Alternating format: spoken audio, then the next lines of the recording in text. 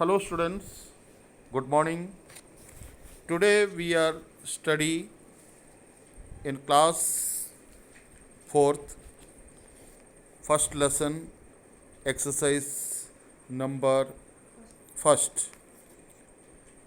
देखिए कि पहले मैंने आप लोगों को read and find answer each question briefly question answer लिखवा चुका हूँ और अब आपको क्वेश्चन आंसर के बाद कुछ एक्सरसाइज आगे हैं उसको भी इस लेसन से संबंधित करना है।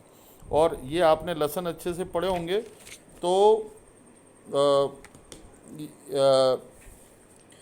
पढ़े होंगे तो आपको पता होगा कि कैसे ये एक्सरसाइज को करना है। देखिए द करेक्ट ऑर्डर, आपको सबसे पहला एक्सरसाइज है the correct order. Put this event in the story in their correct order.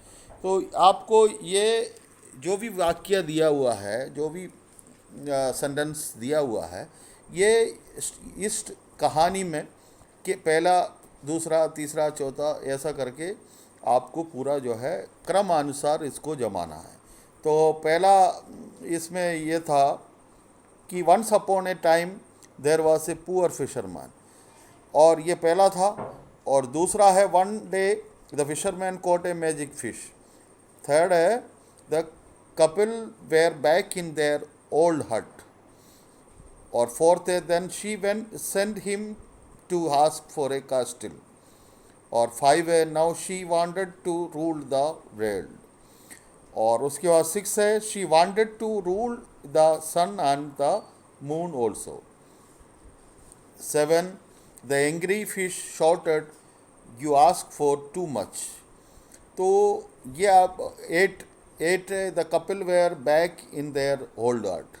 आपने ये सब वही क्रमानुसार है। पहले फिशरमैन कहाँ गए थे, फिर उनने फ़िश को पकड़ा, फिर उसको वापस छोड़ा, फिर उनकी वाइफ ने क्या उनसे मांगने के लिए कहा, ये सब क्रमानुसार आपको माने क्रम first second third fourth fifth करके एट तक का आपको क्रम बनाना है। इसके बाद हम पढ़ेंगे the prefix un means not. तो ये अन का मतलब है नॉट। तो ये आप add un to this words, use the new words in sentences.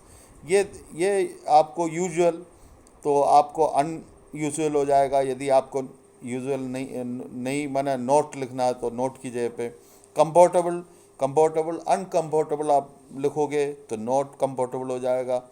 Unhappy not happy हो जाएगा। माने हम नॉट हैप्पी और नॉट कंफर्टेबल नहीं लिखते, उसके जगह पे हम हमेशा अन को यूज़ करते हैं। Can you think of some other words with the perfect un. ये अन से और इस तरीके का और वर्ड्स आपको याद आ रहा हो तो और भी आप लिख सकते हैं। अनमैरिड है ना, अनसेट माने बहुत सारी चीज़ें हैं। अनसर्टनली बहुत सारी चीज़ें हैं। आप यदि करना चाहे माने वर्ड्स ढूंढ के लिख सकते हैं। इसके बाद नेक्स्ट है वर्ड पावर। ये आपको match each word with the what it means in the story. Story में जो मीनिंग है वो वर्ड्स के क्या क्या मीनिंग बनते हैं उसको आपको मिलाना है। जैसे रूल माने क्या होता है, हैव कंट्रोल ओवर, माने रूल करने का मतलब है किसी के ऊपर राज करना। कपिल का मतलब क्या है, जोड़ा। तो जोड़ा क्या है, ये man and women who are married. ये दोनों एक आदमी और एक औरत दोनों जब शादी करते हैं तो उसको कपिल कहते हैं। अपीयर माने दिखना, come in sight. Content means satisfied, माने खुश होना। Greedy means wanting more than one's share, और ज़्यादा कुछ चाहना, ज़्यादा से ज़्यादा चाहना, उसको ग्रीडी माने लालची उसको बोलते हैं। Explain means make the meaning clear, कोई चीज़ को क्लियर समझाना, उसको एक्सप्लेन कहते हैं। Castle, castle means a big house with thick walls, इसका मतलब है महल माने बड़ा घर। और ragged, ragged one wearing old and torn clothes, माने पुराने फटे कपड़े पहनना। ये आपने पढ़ लिया, इसको मिलाना है। ये सब आपको अपनी फेयर कॉपी में आपको उतारना है, और हमने आपको बता दिया है कि कैसे क्या करना है। वन, इसके बाद है sounds. Write the sound C make in each word, C का क्या साउंड बनता है ये आपको लिखना है। जैसे वंस, सा, एस एस बनते हैं सी से, सी का बन रहा है। फिर कपिल, का से शुरू होता है तो के बनता है। मैजिक, का क्या का बनता है। सरफेस, एस बनता है। प्लेस, एस बनता है। कैस्टिल, के बनता है, का से शुरू होता है इसलिए का बनता है। कॉटेज, का से शुरू होता है, के। पेंसिल, सिल, सी एस की एस का साउंड है। पॉपकॉर्न, के का साउंड है। कंफर्टेबल, के का साउंड है। तो ये आपको लिखना है। और इसके अलावा rewrite the sentences in the right way. ये I caught a magic fish today said the fisherman to his wife, इसको आपको माने क्या क्या इसको कैसे माने जो आपके टेक्स्ट बुक में कैसे दिया था ऐसे ही आपको लिखना है। तो ये लिखिए। उसके बाद grammar in use, make questions using have got in the correct form, माने हैव गोट को आपको करेक्ट फॉर्म के साथ जोड़ना है। You lamp on your table, इसको आपको जमाना है। हाव गोट को हाव गोट के साथ इसको जमाना है। Have you got a lamp on your table, माना ये क्वेश्चन मार्क है, क्वेश्चन है। Have you got a lamp on your table, इस तरीके से इसको जमाना है। और इसके बाद she milk in the fridge, has she got some milk in for fridge, तो ये आपको इस तरीके से लिखना है। Your sister blue eyes, has your sister got blue ice.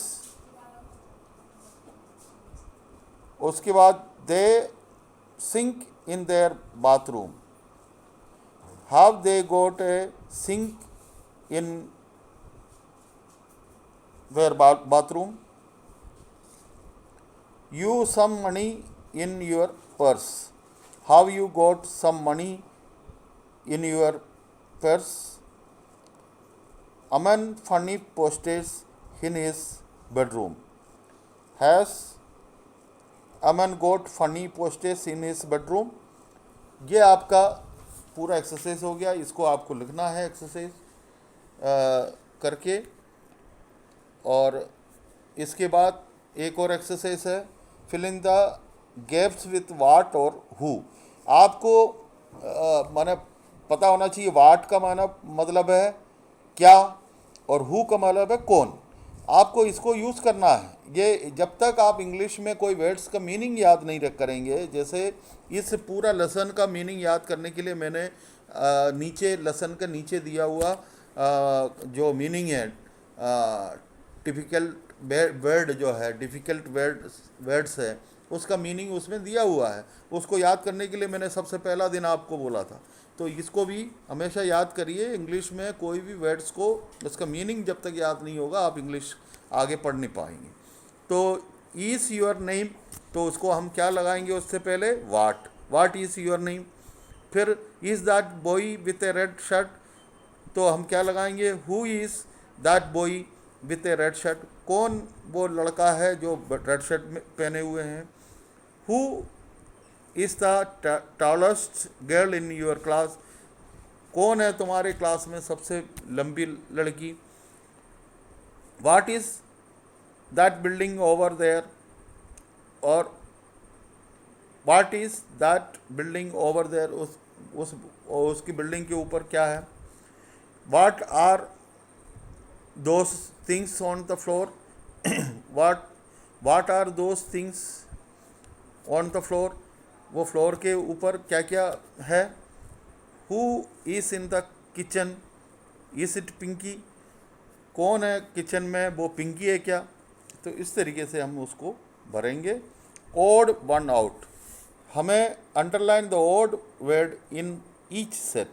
Odd word का मतलब इन सब वर्डों से अलग वर्ड क्या है। जैसे रिवर, कैनाल, हिल, लेक, पॉन्ड। इसमें एक देखो, बाकी सब पानी से संबंधित है।